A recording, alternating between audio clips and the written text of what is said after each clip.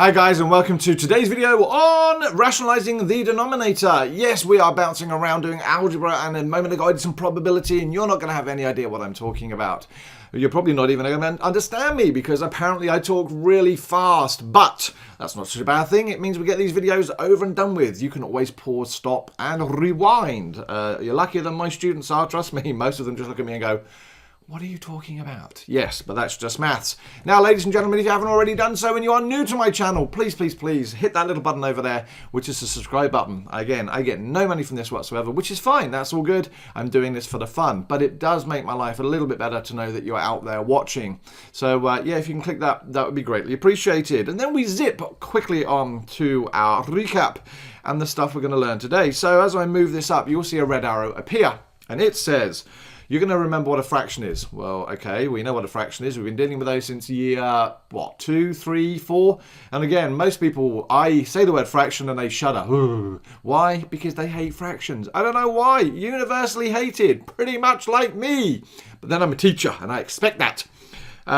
We are going to know that we can't have a surd on the bottom of a fraction. And know that to get rid of that, we're going to do a bit of multiplication. So, in previous lessons, we've looked at what an irrational number is, what a surd is, how to add, subtract, simplify, multiply, divide, square surds, and distributive law. And I'm going to say, let's just recap very quickly at the beginning of this one here. If I have root 3, that is a surd.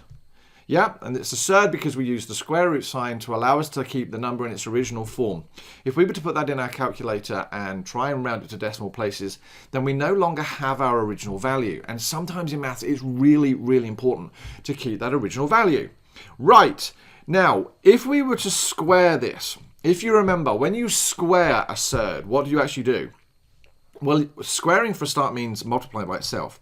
So that becomes root 3 times root 3.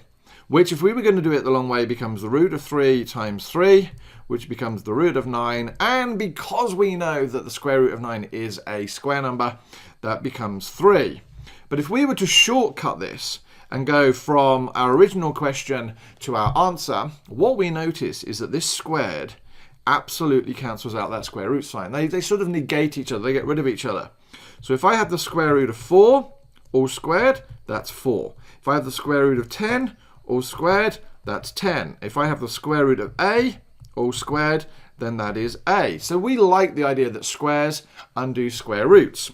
Now, we're actually going to deal with a topic here that actually says, sadly, in mathematics, we really don't like having a square root sign on the bottom of a fraction. I don't know why. I think that's a bit fractionist myself. I have no idea why, but apparently we can't. And so we have to do something, which is what this video is relating to, called rationalizing the denominator. All right? I have no idea where people make this stuff up from. I can guarantee it's Barry. If you haven't watched my previous video on Barry, you really should. This guy is a legend, or a legend. I can't really work out which one.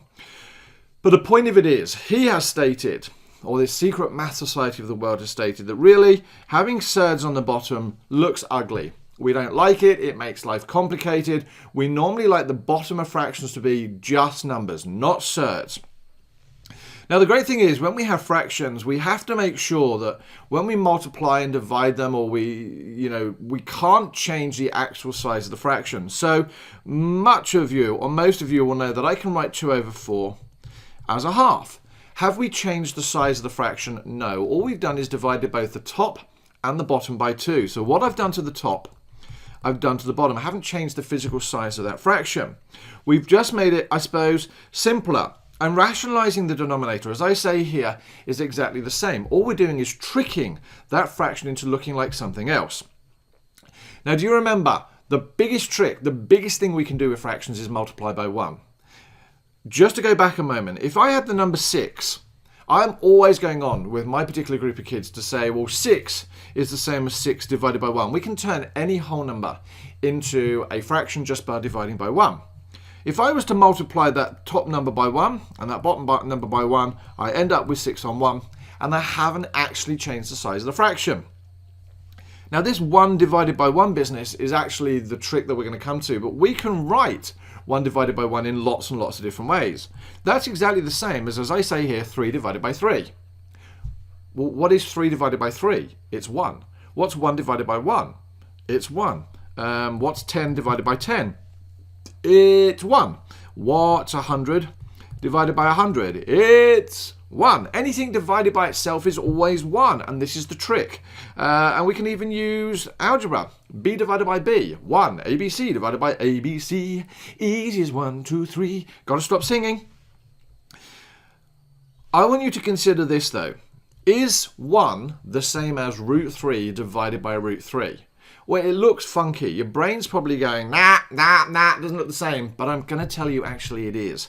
Because whenever you divide a number by itself, be it a square root number, a square number, or anything, even if I had a squared divided by a squared, is the top and the bottom exactly the same? Yes, so it's 1. So that's actually the foundation behind how we rationalize the denominator. All right, and as I say here with my little graphic, I always say, chill, grasshopper. We find out in a moment, grasshopper. And that's exactly what we're going to do here. So I'm going to just squidge this up a bit, and I'm going to turn around and do it again. I've got 1 on root 5 that I want to rationalize. Now, the only number I can multiply a fraction by so that it doesn't change the size is 1. But that's not in itself going to help me get rid of that square root of 5 on the bottom. So what I'm going to do is I'm actually going to multiply it by the square root of 5 divided by the square root of 5. Now, ask yourself the question, is that 1? Is root 5 divided by root 5 1? Yes. Why on earth would I want to do that? Well, let's go back just to the very, very top. When I turn around and said, if we can do a square root times a square root, we can actually get rid of that square root. And do you see on the bottom here, a square root times a square root? Well, this will come back to knowing how good you are at fractions, because multiplying fractions is the easiest thing in the world. Love, love, love, love, love. Because when you multiply fractions, you multiply the top two numbers together and you multiply the bottom two numbers together. So let's see what happens. 1 times root 5, well, that's just root 5. But on the bottom, I get this root 5 times root 5. Well, hold on a moment. We know what that means. That's exactly the same as root 5 squared. And what does root 5 times root 5 become? Well, that becomes the square root of 5 on the top. That stays the same, but that becomes 5 on the bottom. And ladies and gentlemen, we have just rationalized the denominator. And the crowd goes crazy. Yep. Nah, couldn't hear a thing. That's because I'm in a room talking to myself. Lots of people will now do the following. They'll go, oh, I can cancel that 5 with that 5, and please don't. All right? That is not possible in any way, shape, or form. Why?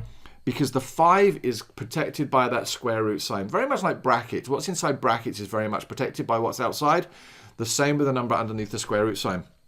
You can't do that. Now, you're going to turn around and say to me, well, hold on a moment, mate. All you've done is you've moved the square root from the bottom to the top. How is that legal? Well, apparently, apparently Barry seems to suggest that's actually okay. You just can't have a square root on the bottom. So here's a second example, just getting a little bit more complicated. We've got 3 divided by 2 root 3. Now, what does 2 root 3 mean? Well, from a previous video, that's the same as 2 lots of root 3. And so the question is, can I have that square root on the bottom? No. What am I trying to get rid of? The only thing I'm trying to get rid of is that square root of 3. Nothing more, nothing less. So actually, this is what I'm going to do to rationalize my denominator. I've got 3 on 2 root 3. The only thing I can multiply that by is 1 divided by 1. That doesn't help me because it's not getting rid of my root sign. But I want to get rid of that square root of 3. So I'm going to times that by the root of 3 divided by the root of 3. Now, lots of people watch these videos and go, well, why didn't you do the 2? I don't need to. The 2 is there and it's going to stay there. And in fact, if I multiply by the 2, I just make things a bit more complicated. I'm trying to get rid of the square root of 3. So let's see. Multiply the tops together. It gives me 3 root 3 because when we multiply fractions, multiply the tops, multiply the bottoms. And I now get 2 root 3 root 3. And my brain goes, yay! I've got a root 3 times a root 3. And when 2 roots that have the same number underneath each other multiply together, I get just the one number. So 3 root 3 stays on the top, and that becomes 2 times 3. Now, a little bit of cancelling down here. Can you see that all the tops are multiplied together? Yes. Can you see that all the bottoms are multiplied together? Yes. And if that's the case, we can start cancelling down. And I notice there's a 3 on the top, which divides into a 3 on the bottom. They turn into 1s. And so 1 times root 3 is root 3, and 2 times 1 is 2. And ladies and gentlemen, we have rationalized the denominator, and then we can even do this by adding this stuff together. It's not particularly complicated, right? It looks challenging, but it isn't. Now, why is it challenging? Because you're going to see that plus sign and go, oh, I hate adding fractions. That's all right. We'll work through it. So the first part of the question says rationalize the denominators. Moving the screen back over a bit. Right, so I'm going to start with 1 on root 3. Let's rationalize that first by timesing it by root 3 divided by root 3. Why? Because that basically is the big hint under there. Whenever you see that square root sign there, that's what you're going to multiply. So 1 times root 3 is root 3, and root 3 times root 3 is just 3. Yay! What about the next one? We got 1 on root 2. Times, what are we going to multiply by? Well, in this case, you're going to multiply by root 2 divided by root 2. Why? Because that's a root 2. That's what we want to try and get rid of off the bottom. Multiply the tops together. It gives me 1 times root 2. Oh, is just going to give me root 2. And root 2 times root 2. We can do this. Root 2 times root 2 is just 2. The crowd goes crazy. I've got to stop doing that because there's no crowds in my head. Well, there are, but that's a whole new discussion. Right, so we now have, that can be written as root 3 on 3 plus root 2 on 2. And now I can add them together, can't I? Because I can just add the tops together and add the bottoms together. And if you are sitting there going, yes, no, we don't add the tops together. You can only add fractions when the bottom numbers are the same. So the first thing we've got to do is make the bottom numbers the same. And how do we do that? Well, I know that 3 and 2 both go into 6. So I'm going to change that to a 6. And I'm going to change that to a 6. So all I need to do is now say, well, I have made the bottom of the first fraction twice as big. I want to make the bottom twice as big. I have to make the top twice as big. So that becomes 2 root 3. And then the bottom there has become, so that was a 2 and it's gone to a 6. So it's 3 times bigger. And that becomes 3 root 2. And ladies and gentlemen, I now add the tops. 2 root 3 plus 3 root 2 all on 6. And you're going to say, yay, I can simplify that. No, you can't. Why can't you? Because once again, as I zoom in behind me, I've got a root 3 under one and a root 2 under another. They are not like terms. If I had 2 root 3 plus 2 root 3, for example, I could have simplified that by adding my surds together, which would have given me 4 root 3. But we don't have that. We have a root 3 under one and a root 2 under another, and actually it stays the same. Well, ladies and gentlemen, if you are being taught by me, there is work that is being currently projected on the bottom. That's very much what I would like you to do. If you're watching in internet land, probably don't do that unless you've got access to the Cambridge Essential Textbook Series, which is fabulous. Are you ready for a 40-second recap? I am. Today we're looking at rationalizing the denominator. We looked at what fractions were and looked at the idea that it built on all of the stuff we did before. Adding, subtracting, multiplying, dividing, all this sort of stuff. We did some examples of squaring surds because we knew that was important. Then we looked at why to rationalize that denominator. We don't want that square root sign on the bottom. Barry says no. And if you don't know who Barry is, whoa, he is not a nice man. And we came about the idea that the way to rationalize the denominator was to multiply by 1. Yes, but 1 where we use surds, and we did a surd divided by itself. I did an example. Yes, I did. I did another example where we rationalized something more complicated on the bottom. And finally, the dreaded adding of fractions. And ladies and gentlemen, breathe. There we go. And that, ladies and gentlemen, was a 40-second recap of the work we've done. If you are still watching, it is a great pleasure having you here and watching my YouTube channel. If you haven't already subscribed, please do me that honor and click that circular doohickey there. That'll allow you to subscribe to my channel. If not, maybe you'll do it next time. I know you're testing me out. Oh yeah, there's a video loading over there. You can have another go at, I don't know, give me a score out of 10. It's been good. I look forward to seeing you next time. MaffsGuru out.